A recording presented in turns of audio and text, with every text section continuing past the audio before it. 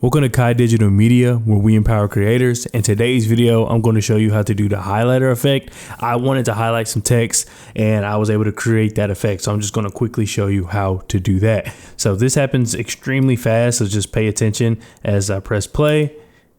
And you can see that I had these two bars kind of go across as if they were a highlighter. So I'm going to show you how I did that effect.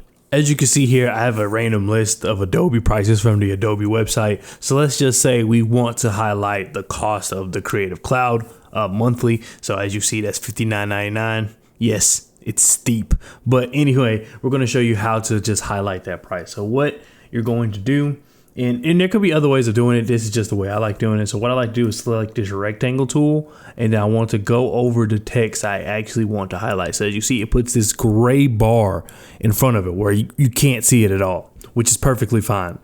Then what you want to do is, first of all, let's drag this out so we have a little more real estate to work with.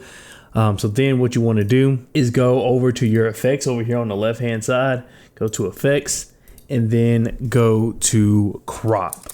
So once you go to crop, you grab this and drag it onto your graphic that you created, because you see we have another bar here. And then what you want to do is go on this left hand side to your effect controls. The first thing I want to do is just simply change the color of the actual shape we have. So then what I want to do is go down to here where you see shape 1. Click the drop down arrow, and as you can see, you have fill, stroke, shadow.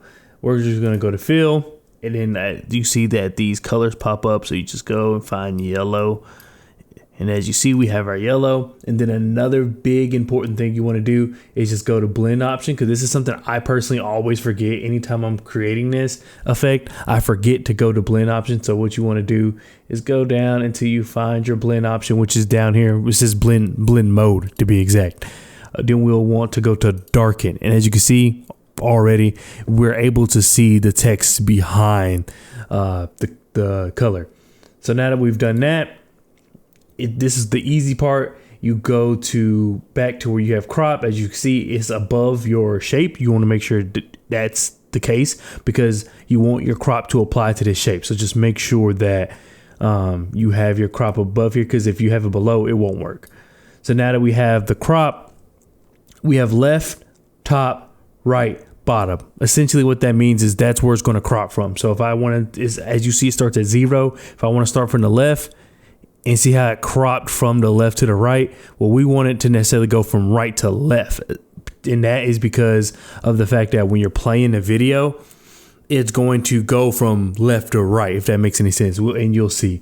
So we're going to go to right. And once again, it starts on 0. Remember that, because I have a mistake if I accidentally put it on 100 and then be like, okay, why is it not working? It is because it starts at 0. But as you can see, it's cropping from the right, and you have to get high. Sometimes it's only 60, sometimes it's only 70%. But with a small one like this, you have to probably put it we'll do 97. Sometimes it's okay to just go to 100, because you can make the effect happen so fast that it doesn't matter. But either way, we already have now the color gone away. And then what you want to do is press this stopwatch looking icon. That is going to start your keyframe. Next, what you want to do is just play the clip just a little bit so you can get to a part where you want to add your additional keyframe. Let it move a little bit. Okay, let's just say this is a good spot. This is where you add the other keyframe. You don't, as soon as you move this, now that you've already added the keyframe, it will automatically add it for you. So you do not have to add it yourself. So we're going to put this, since we know it has to go back to 0, just type 0.